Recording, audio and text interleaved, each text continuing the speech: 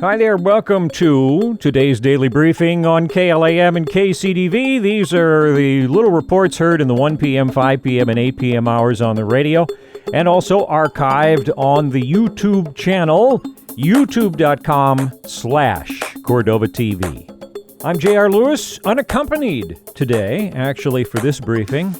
Our usual group of officials are all engaged in other and very important, by the way, activities. So what we'll use today's time slot for is a couple of things, mainly to go over the latest news release from the state on statewide numbers because they involve one of the ferries. You might have heard about this or seen it in some of the statewide media. And we have the news release that comes directly from the state. It's not filtered through any reporters or anything like that. So we'll go over that. I also want to point out, though, something that we knew was eventually going to come to pass, which is that the community would be in enough of a groove that a daily briefing on newly developed information would really kind of stop being necessary. And here in the 14th week of response under emergency operations conditions by the city, this is week 14, the IMT is moving in that direction where it's not so much that there are new things happening and maybe not a need to do a fresh briefing all the time. I'm going to continue to use the time slot probably to share with you information like today, which is kind of interesting news out of the state.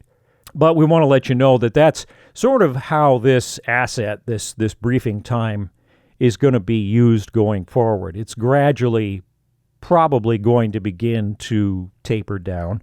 And there may even be days where I don't have anything to share with you, and we'll run some sort of perhaps generic announcement in those time slots, just with some key reminders about overall response and the things we can do personally to protect ourselves in the community, just to keep that information flowing and repetitive and out there.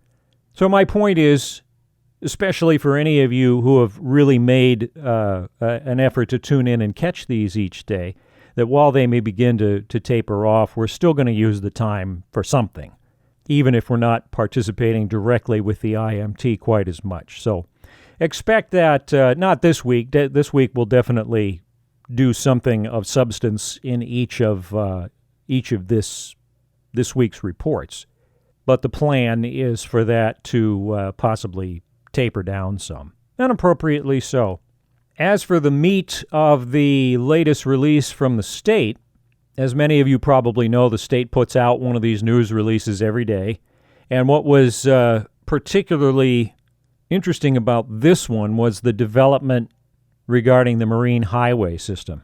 So over the 24-hour sampling period, Saturday, that's midnight to midnight Saturday basically, and then those are the data that come into the Sunday report.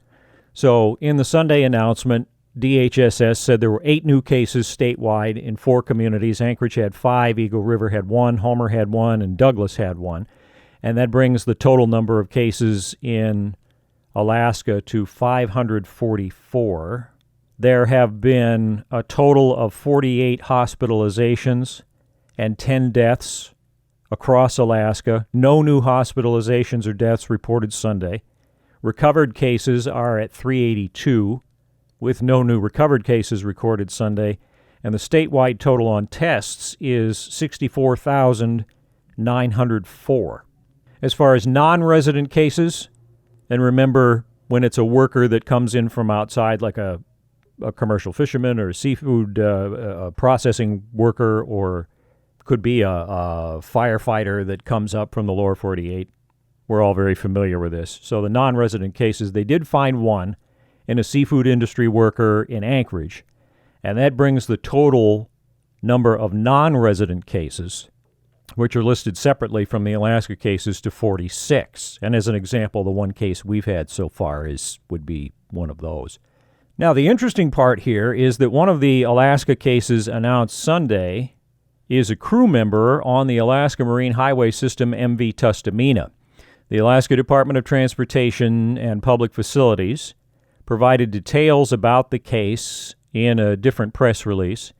DHSS and DOT are working together closely on the investigation and providing health guidance to passengers who traveled on the Tustumena's route from June 1st to 6th. At this time, and again I'm reading right from the news release here, at this time no passengers have been identified as close contacts to the crew member. However, all those passengers are being asked to take the following actions for 14 days after they left the ship. And they will sound familiar. Wear a face covering when in public, minimize exposure to others, monitor for symptoms twice a day, and get tested if symptoms arise, and consider getting tested 7 to 14 days after you got off the ship, even if you don't have any symptoms. It goes on to say the Division of Public Health continues to use contact tracing to determine close contacts for this case and will contact any individuals that need to be notified of potential exposure. As the investigation continues and further details are determined, additional guidance may be issued if needed. And finally, the part of these things that always interests me, what does Dr. Zink have to say? Alaska's Chief Medical Officer, Dr. Ann Zink, said, quote, even with good precautions and protective measures, such as those that are in place on the Alaska Marine Highway System ferries and at our airports, travel during an ongoing pandemic is a risky activity. When deciding whether to travel, I strongly encourage everyone to carefully evaluate their own personal risk level, as well as consider the potential impacts to the communities that they visit. So that, again, is what the state said in their most recent release as of the time that we're creating this briefing for you. I'll remind you again as we close that the format of the daily briefings will probably change some. We may bring in some other guests.